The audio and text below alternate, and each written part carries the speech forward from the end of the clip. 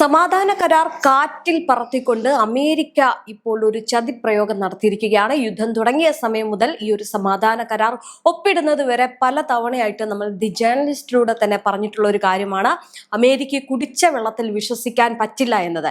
എന്തായാലും ഇപ്പോൾ പടിഞ്ഞാറൻ ഏഷ്യ വീണ്ടും ഒരു സമ്പൂർണ്ണ യുദ്ധത്തിന്റെ നിഴലിലാഴ്ത്തിക്കൊണ്ട് മിഡിൽ ഈസ്റ്റിൽ വൻ സൈനിക നീക്കങ്ങൾ അരങ്ങേറുകയാണ്. വീണ്ടും യുദ്ധം തുടങ്ങിയിരിക്കുകയാണ്. ഇരു രാജ്യങ്ങളും തമ്മിൽ നിലനിന്നിരുന്ന താൽക്കാലിക വെടിനിർത്തൽ ധാരണകൾ പൂർണ്ണമായിട്ടും ലംഘിച്ചുകൊണ്ട് അമേരിക്ക നടത്തിയ വ്യോമാക്രമണത്തിന് കനത്ത പ്രഹരത്തിലൂടെയാണ് ഇറാൻ ഇപ്പോൾ മറുപടി നൽകിയിരിക്കുന്നത്. ഹോർമുസ് കടലിടുക്കിലെ ഇറാന്റെ തന്ത്രപ്രധാന സൈനിക കേന്ദ്രങ്ങൾക്ക് നേരെ അമേരിക്ക അപ്രതീക്ഷിതമായിട്ട് ബോംബാക്രമണം നടത്തിയതോടെയാണ് മേഖലയിൽ യുദ്ധ അന്തരീക്ഷം കടുത്തത്. അമേരിക്കയുടെ ഈ ഒരു ഏകപക്ഷീയമായിട്ടുള്ള ആക്രമണം വർഷങ്ങളായിട്ട് തുടരുന്ന സമാധാന ശ്രമങ്ങളെ പാടെ തകിടം മറിക്കുന്നതായിരുന്നു. അമേരിക്കൻ ആക്രമണത്തിന് മണിക്കൂറുകൾക്കകം തന്നെ ഇറാന്റെ ഇസ്ലാമിക് റവല്യൂഷണറി ഗാർഡ് കോർപ്പസ് തങ്ങളുടെ സൈനിക ശേഷി തെളിയിച്ചുകൊണ്ട് രംഗത്ത് വന്നു. കുവൈറ്റിലും ബഹ്റിനിലും അതീവ സുരക്ഷാ മേഖലയിലുള്ള US സൈനിക താവളങ്ങളെ ലക്ഷ്യമിട്ടാണ് ഇറാൻ ഒരേ സമയം മിസൈൽ ഡ്രോൺ ആക്രമണങ്ങൾ അഴിച്ചുവിട്ടത്. അതായത് വലിയൊരു മിസൈൽ മഴ തന്നെ ഇറാൻ തൊടുത്തുവിട്ടു. വൻ യുദ്ധസന്നാഹത്തോടെ നടത്തിയ ഈ ഒരു പ്രത്യാക്രമണം പെന്റഗണിനെയും സഖ്യകക്ഷികളെയും ഒരേപോലെ ഞെട്ടിച്ചിരിക്കുകയാണ്.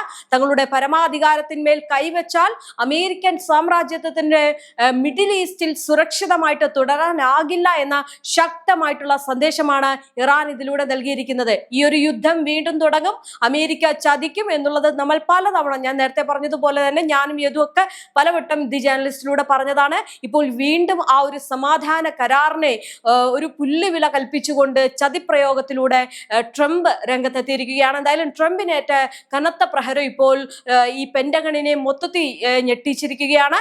ഇറാന്റെ സൈനിക നീക്കം കേവലം ഒരു പ്രാദേശിക തർക്കത്തിനപ്പുറം ആഗോളതലത്തിൽ തന്നെ വലിയ പ്രത്യാഘാതങ്ങൾ ഉണ്ടാക്കുന്ന ഒന്നായിട്ട് മാറിയിരിക്കുകയാണ്. ലോകത്തിലെ ഏറ്റവും പ്രധാനപ്പെട്ട എണ്ണക്കടത്തു പാതയായിട്ടുള്ള ഹോർമുസ് കടലിടുക്കിന്റെ നിയന്ത്രണത്തെ ചൊല്ലി തുടങ്ങിയ തർക്കമാണ് ഇപ്പോൾ അമേരിക്കൻ താവളങ്ങൾക്ക് നേരെയുള്ള മിസൈൽ വർഷത്തിൽ എത്തി നിൽക്കുന്നത്. അന്താരാഷ്ട്ര നിയമങ്ങളെയും സമാധാന കരാറുകളെയും അമേരിക്ക കാറ്റിൽ പറത്തിയാണ് നിലവിലെ യുദ്ധ സമാനമായിട്ടുള്ള സാഹചര്യത്തിന് കാരണമെന്ന് ഇറാൻ പരസ്യമായിട്ട് പ്രഖ്യാപിച്ചു കഴിഞ്ഞിട്ടുണ്ട്. എന്തായാലും മേഖലയിലെ US സ്വാധീനത്തിന് ഇറാന്റെ ഈ ഒരു തിരിച്ചടി ഏൽപ്പിച്ച ആഘാതം ചെറുതല്ല എന്നാണ് അന്താരാഷ്ട്ര നിരീക്ഷകർ വിലയിരുത്തുന്നത്.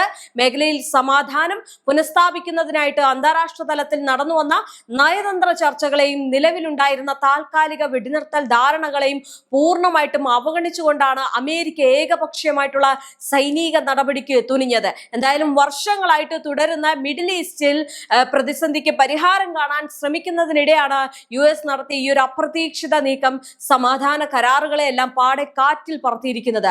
ലോകത്തിലെ ഏറ്റവും പ്രധാനപ്പെട്ട വാണിജ്യ എണ്ണക്കടത്ത് പാതയായിട്ടുള്ള ഹോർമുസ് കടലിടുക്കിലൂടെ പോയ കപ്പലുകൾക്ക് നേരെ ഇറാൻ ഡ്രോൺ ആക്രമണം നടത്തിയെന്ന US സെൻട്രൽ കമാൻഡിന്റെ ആരോപണമാണ് നിലവിലെ യുദ്ധത്തിന് പെട്ടെന്നുള്ള കാരണമായിട്ട് മാറിയത്.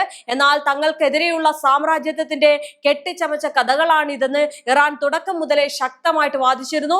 ഈ പ്രകോപനപരമായിട്ടുള്ള ആരോപണങ്ങൾക്ക് തൊട്ടു പിന്നാലെയാണ് ഒട്ടും സമയം കളയാതെ ഇറാന്റെ പരമാധികാരത്തിൻ അല്ലെങ്കിൽ അതിർത്തിക്കുള്ളിലേക്ക് 10ഓളം തന്ത്രപ്രധാന സൈനിക കേന്ദ്രങ്ങളിൽ US യുദ്ധവിമാനങ്ങൾ അതിശക്തമായിട്ടുള്ള രീതിയിൽ തൊടുത്തുവിട്ടത്. യാതൊരു മുന്നറിയിപ്പുമില്ലാതെ അമേരിക്ക നടത്തിയ ഈ ഒരു വ്യോമാക്രമണ മേഖലയിലെ സൈനിക സമവാക്യങ്ങളെ പൂർണ്ണമായിട്ടും തെറ്റിച്ചു.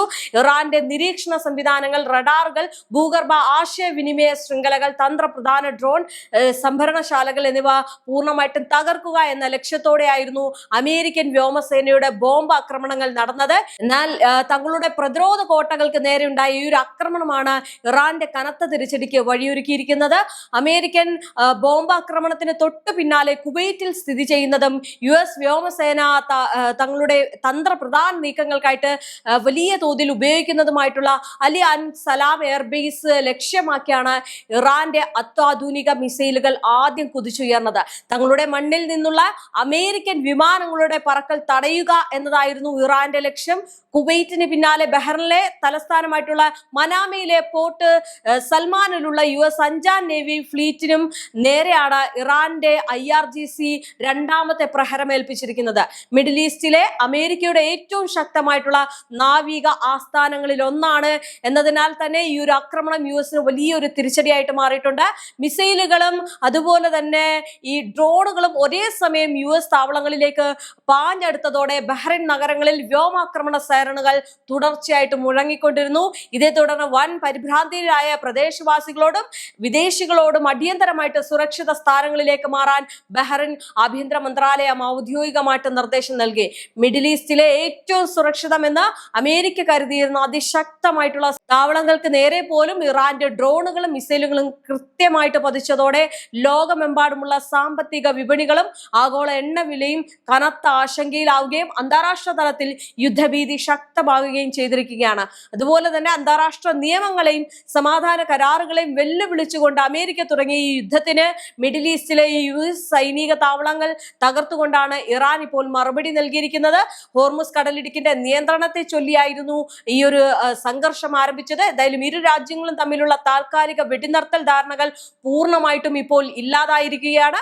വരും ദിവസങ്ങളിൽ അമേരിക്കയുടെ ഭാഗത്ത് നിന്നും ഇറാന്റെ ഭാഗത്ത് നിന്നും ഉണ്ടാകുന്ന സൈനിക നീക്കങ്ങൾ മിഡിൽ ഈസ്റ്റിനെ മാത്രമല്ല ആഗോള സമ്പദ് വ്യവസ്ഥയുടെ സമാധാനത്തിന്റെയും ഭാവി നിർണ്ണയിക്കുന്നതിൽ വലിയ രീതിയിലുള്ള പങ്ക് വഹിക്കുന്നുണ്ട്. എന്തായാലും സമാധാന ചർച്ചകളെയും അന്താരാഷ്ട്ര ധാരണകളെയും പൂർണ്ണമായിട്ടും കാറ്റിൽ പറത്തിക്കൊണ്ട് അമേരിക്ക മിഡിൽ ഈസ്റ്റിൽ നടപ്പിലാക്കിയ ഈ ഒരു സൈനിക തന്ത്രം ഗൾഫ് മേഖലയാകെ കടുത്ത യുദ്ധഭീതിയിലേക്ക് തള്ളിയിട്ടിരിക്കുകയാണ്. നയതന്ത്ര മാർഗങ്ങളിലൂടെ പ്രശ്നങ്ങൾ പരിഹരിക്കാൻ ശ്രമം നടക്കുന്നതിനിടയിൽ US നടത്തിയ ഈ ഒരു അപ്രതീക്ഷിത വ്യോമാക്രമണം വർഷങ്ങളായിട്ടുള്ള ഒരു സമാധാന ശ്രമങ്ങളെയാണ് തകിടം മറിച്ചിരിക്കുന്നത്.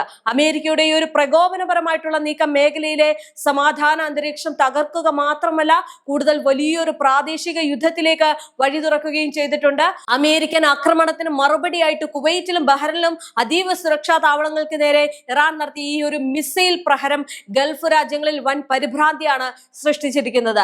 തങ്ങളുടെ മണ്ണിലുള്ള US സൈനിക കേന്ദ്രങ്ങൾ ലക്ഷ്യമിട്ട് മിസൈലുകൾ പാഞ്ഞെടുത്തത് ഗൾഫ് ഭരണകൂടങ്ങളെയും ജനങ്ങളെയും ഒരേപോലെ ആശങ്കയിലാക്കുന്നു. വരും ദിവസങ്ങളിൽ ഈ ഒരു US സൈനിക താവളങ്ങൾ സ്ഥിതി ചെയ്യുന്ന മറ്റ് ഗൾഫ് രാജ്യങ്ങളിലേക്കും ഈ യുദ്ധം വ്യാപിപ്പിക്കുമോ എന്നുള്ള ഭയം ഇപ്പോൾ മേഖലയിലാകെ പടർന്നുകൊണ്ടിരിക്കുകയാണ്. ലോകത്തിന്റെ ഊർജ്ജ നാഡിയായിട്ടുള്ള ഈ ഹോർമുസ് കടലിടുക്കിനെ കേന്ദ്രീകരിച്ച് ഇരു രാജ്യങ്ങളും നടത്തുന്ന ഈ ഒരു ശക്തി പ്രകടനം ആഗോള സാമ്പത്തിക രംഗത്തിന് കനത്ത ആഘാതം ഏൽപ്പിക്കുന്നു എന്നതിൽ തർക്കമില്ല. ഗൾഫ് മേഖലയിൽ നിന്നുള്ള എണ്ണക്കപ്പലുകളുടെ സുരക്ഷിതത്വത്തെ ബാധിക്കുന്ന ഈ ഒരു യുദ്ധം ആഗോള വിപണിയിൽ എണ്ണവില കുതിച്ചുയരാൻ കാരണമാകുമെന്നതിൽ യാതൊരു സംശയമില്ല. ഈ ഒരു സാമ്പത്തിക അസ്ഥിരത ഗൾഫ് രാജ്യങ്ങളുടെ വികസനത്തെയും അതുപോലെ തന്നെ പ്രവാസി സമൂഹത്തിന്റെ തൊഴിൽ സുരക്ഷയും ദോഷകരമായിട്ട് ബാധിക്കുമെന്ന ആശങ്കയും ഇപ്പോൾ ശക്തമാണ്. ഈ മേഖലയിലെ പ്രബല ശക്തികളായിട്ടുള്ള സൗദി അറേബ്യ, UAE ഉൾപ്പെടെയുള്ള ഇതര ഗൾഫ് രാഷ്ട്രങ്ങൾ അതീവ ജാഗ്രതയോടെയാണ് നിലവിലെ സാഹചര്യങ്ങളെ വീക്ഷിക്കുന്നത്. തങ്ങളുടെ അതിർത്തികൾക്ക് തൊട്ടടുത്ത് നടക്കുന്ന ഈ ഒരു മിസൈൽ ഡ്രോൺ യുദ്ധം തങ്ങളുടെ ദേശീയ സുരക്ഷയ്ക്ക് ഭീഷണിയാണെന്ന് ഈ രാജ്യങ്ങൾ തിരിച്ചറിയുന്നുണ്ട്. സമാധാന കരാറുകൾ ലംഘിക്കപ്പെട്ടതോടെ മേഖലയിൽ കൂടുതൽ സൈനിക വിന്യാസത്തിന് അമേരിക്ക മുതിർന്നാൽ അത് ഗൾഫിനെ പൂർണ്ണമായൊരു യുദ്ധക്കളമാക്കി മാറ്റുമെന്നാണ് വിലയിരുത്തപ്പെടുന്നത്. എന്തായാലും കഴിഞ്ഞ ദിവസങ്ങളിൽ ട്രംപ് പറഞ്ഞായിരുന്നു ഈ ഭൂപടത്തിൽ നിന്ന് തന്നെ ഇറാനെ മായ്ച്ചു കളയുമെന്നുള്ളത്. പക്ഷേ ഇറാന്റെ ശക്തി എന്ന് പറയുന്നത് ഒരിക്കലും അങ്ങനെ മായ്ച്ചു കളയാൻ അമേരിക്കയ്ക്ക് വിട്ടുകൊടുക്കുന്ന രീതിയിലല്ല. കാരണം ഈ ഒരു യുദ്ധം തുടങ്ങിയ സമയം മുതൽ നമ്മൾ കണ്ടതാണ് എത്രത്തോളമാണ് ഇറാന്റെ പ്രഹരശേഷി, എത്രത്തോളമാണ് ഇറാന്റെ ശക്തി, എത്രത്തോളം അവര് സജ്ജമാണ് എന്നുള്ളത്. എന്തായാലും വലിയ രീതിയിലുള്ള ഒരു യുദ്ധത്തിന് വീണ്ടും തുടക്കമിട്ടിരിക്കുകയാണ്. ചുരുക്കത്തിൽ അമേരിക്കയുടെ അധിനിവേശ തന്ത്രങ്ങളും അതിന് ഇറാന്റെ ഭാഗത്തു നിന്നുണ്ടായ കനത്ത പ്രത്യാക്രമണവും ഇപ്പോൾ മിഡിൽ ഈസ്റ്റിന്റെ ഭാവിയെ അനിശ്ചിതത്വത്തിലാക്കിയിരിക്കുകയാണ്. താൽക്കാലിക വെടിനിർത്തൽ ധാരണകൾ പൂർണ്ണമായിട്ടും ഇല്ലാതായ ഈ ഒരു സാഹചര്യത്തിൽ അന്താരാഷ്ട്ര സമൂഹം അടിയന്തരമായിട്ട് ഇടപെടേണ്ടത് അനിവാര്യമാണെന്നാണ് ഈ രാഷ്ട്രീയ നിരീക്ഷകർ പറയുന്നത്. ഇരുപക്ഷവും യുദ്ധമാർഗങ്ങളിൽ നിന്ന് പിന്മാറി നയതന്ത്ര ചർച്ചകളിലേക്ക് മടങ്ങിയെത്തിയില്ല എങ്കിൽ ഈ ഒരു സംഘർഷം ഗൾഫ് മേഖലയ്ക്ക് മാത്രമല്ല ലോക സമാധാനത്തിന് തന്നെ വൻ ദുരന്തമായിട്ട് മാറുമെന്നതിൽ സംശയമില്ല. എന്തായാലും ഇതിനിടയിൽ മറ്റൊരു കാര്യം കൂടിയുണ്ട്. അതായത് ഈ ഒരു വെടിനിർത്തൽ കരാറിൽ ഒപ്പുവെച്ച് മണിക്കൂറുകൾക്കകം തന്നെ ലെബനാനിലേക്ക് ഇസ്രായേൽ ആക്രമണം നടത്തിയതും വലിയ രീതിയിലുള്ള പ്രശ്നത്തിന് വഴിവെച്ചിരുന്നു. മാത്രമല്ല ഈ ഹോർമുസിന്റെ തർക്കത്തെ ചൊല്ലിയുള്ള കാര്യമാണ് ഇപ്പോൾ ചതിയിലൂടെ അമേരിക്ക ഈ ഒരു ആക്രമണം തൊടുത്തുവിട്ടത്. ഈ സമാധാന കരാർ ഇല്ലാതാക്കിയതിന് പിന്നിൽ ട്രംപ് തന്നെയാണ്. ട്രംപിന് ചതി അല്ലാതെ മറ്റു മാർഗമില്ല. അതുകൊണ്ട് തന്നെ എങ്ങനെയെങ്കിലും ഒപ്പുവെപ്പിക്കുക, ഇറാൻ പറയുന്നതെല്ലാം കേൾക്കുക എന്ന് പറഞ്ഞിരുന്നു. പക്ഷേ ഹോർമുസിലെ നിയന്ത്രണം ഇറാന്റെ കൈകളിലാണ് എന്നുള്ള കാര്യം ഈ ട്രംപ് മറന്നുപോയി. എന്തായാലും ട്രംപ് മറന്നിട്ട് തങ്ങൾക്ക് വേണമെന്ന് പറഞ്ഞ്, അല്ലെങ്കിൽ തങ്ങളാണ് ഹോർമുസ് നിയന്ത്രിക്കുന്നത് എന്ന് പറഞ്ഞ് ഒരു വാഗ്വാദങ്ങളും തർക്കങ്ങളും ഒക്കെ നടക്കുന്നതിനിടയിലാണ് കള്ള ആരോപണം നടത്തി ഇപ്പോൾ ഇറാന്റെ ഭാഗത്തേക്ക് അമേരിക്ക ഈ ഒരു ലംഘനം നടത്തിക്കൊണ്ട്, അതായത് വെടിനിർത്തൽ ലംഘനം നടത്തിക്കൊണ്ട് ഈ ഒരു ആക്രമണം തൊടുത്തുവിട്ടത്. ഏതായാലും വലിയ രീതിയിലുള്ള ഒരു പ്രത്യാക്രമണമാണ് ഇപ്പോൾ ഇറാന്റെ ഭാഗത്തു നിന്നുണ്ടാകുന്നത്. ഇനി അടുത്തത് ഇറാൻ എന്തായിരിക്കും ചെയ്യുക എന്നത് നോക്കിക്കാണേണ്ടിയിരിക്കുന്നു. എന്തായാലും വല്ലാത്ത ഭീതിയിലാണ് ഇപ്പോൾ പശ്ചിമേഷ്യ ഉള്ളത്. പശ്ചിമേഷ്യയുടെ സമാധാനം വീണ്ടും പോയിരിക്കുകയാണ്. ആകെ ആശങ്കയിലാണ് ഇപ്പോൾ അവിടെ ഉള്ളത്.